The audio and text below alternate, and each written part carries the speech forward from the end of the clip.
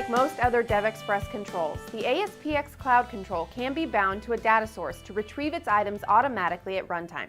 In this video, you'll learn how to bind the Cloud Control to two different types of XML data sources. So let's get started. I'll start with a new ASP.NET application. From the toolbox, I drag and drop a Cloud Control onto the page. You can see that I've already added two XML files to the website's app data folder. I'll first bind the Cloud Control to the continents.xml file. Let's double-click to open and view its content. I've pre-populated this XML file with 6 records. Each record has 3 attributes: name, population, and URL. I switch back to my ASP.NET page. I select the Cloud Control, and from its Smart Tag, invoke the Data Source Configuration Wizard. For the data source type, I select XML file and click on OK. In the following window, I click on the Browse button to locate and select the XML data file that we looked at earlier. And I'm done with the data source configuration, so I click on OK to complete the wizard. You can see that despite a data source being selected, the Cloud Control fails to display any items. This is because the attributes used in the XML file don't match the default property names of the Cloud Control. To fix this, I need to select the control and modify a few of its properties. I set the text field property to name. You can immediately see that the cloud has been populated with the items. However, I still need to specify the value and URL fields. I set the navigate URL field property to URL and the value field to population.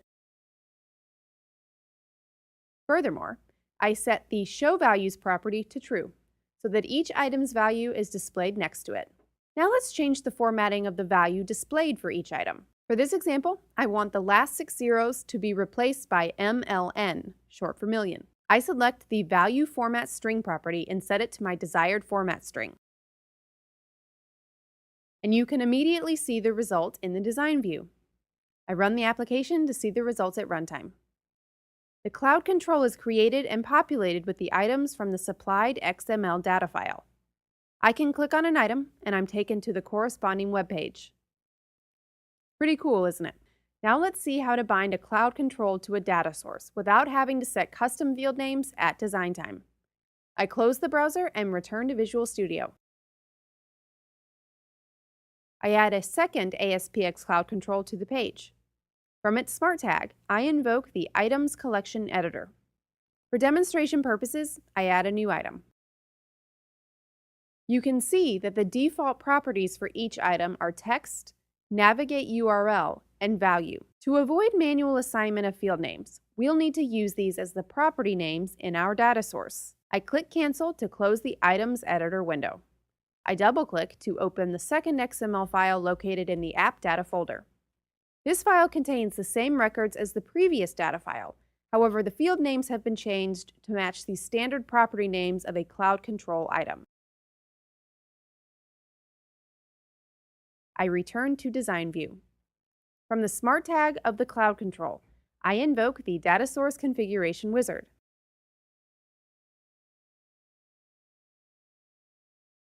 I repeat the same steps as last time, except I'll choose the second XML file as the data source.